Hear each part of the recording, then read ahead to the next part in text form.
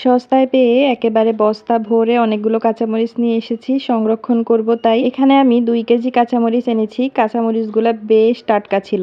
সামনে যেহেতু রোজা অনেক অনেক কাঁচামরিচ লাগবে, তো এখন যেহেতু দাম কম তাই ভাবলাম এনে সংরক্ষণ করে রাখি। প্রথমেই কাঁচামরিচের বোটাগুলো ছাড়িয়ে নিব যাতে একটুও লেগে না থাকে। তো আমার বোটাগুলো ছাড়ানো শেষ।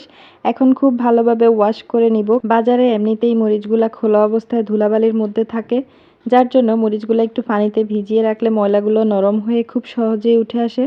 তো এখানে আমি একদম ডুবো পানিতে মরিচগুলো খুব ভালোভাবে ওয়াশ করে নিব, যেহেতু এগুলো ফ্রিজিং করার পর রান্না দেওয়ার সময় আর ধোয়া যাবে না, যার জন্য পানি বদলে বদলে আমি 4-5 বার ধুয়ে নিয়েছি। কোনো কিছু সংরক্ষণ করার একটা সুবিধাও আছে, অনেক দিনের কাজ একবারে হয়ে যায়, রান্না করার সময় তেমন কোনো প্যারা লাগে না।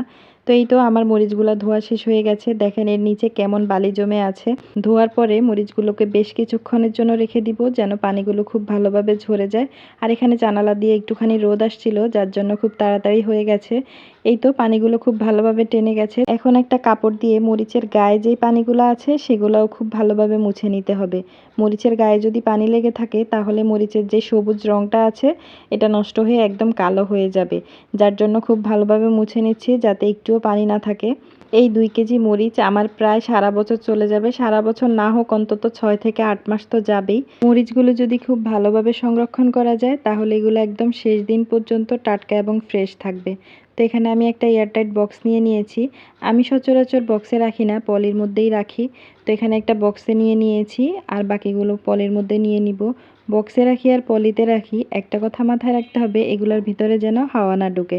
রান্না করার সময় বের করে আবার সাথে সাথেই পলির মুখটা লাগিয়ে ফ্রিজে রেখে দিতে হবে। রান্না করার জন্য যেগুলা বের করব সেগুলোও সাথে সাথে তরকারিতে দিয়ে দিতে হবে। আগে থেকে বের করে রাখলে মরিচ থেকে পানি ছেড়ে দিবে আর রংটাও কালো হয়ে যাবে, তখন দেখতেও সুন্দর লাগবে না, ভালোভাবে সেদ্ধও হবে না।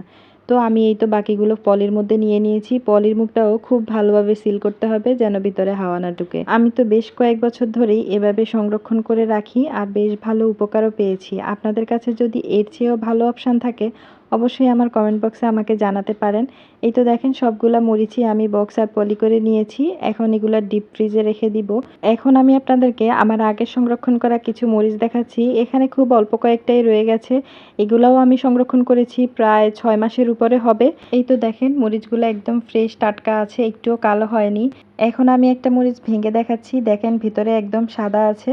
যদি এই মরিচে হাওয়া লাগতো তাহলে উপরে সবুজ রংটাও নষ্ট হয়ে কালো হয়ে যেত, আর ভিতরে যে মরিচের বিচিগুলো আছে সেগুলোও একদম কালো হয়ে যেত।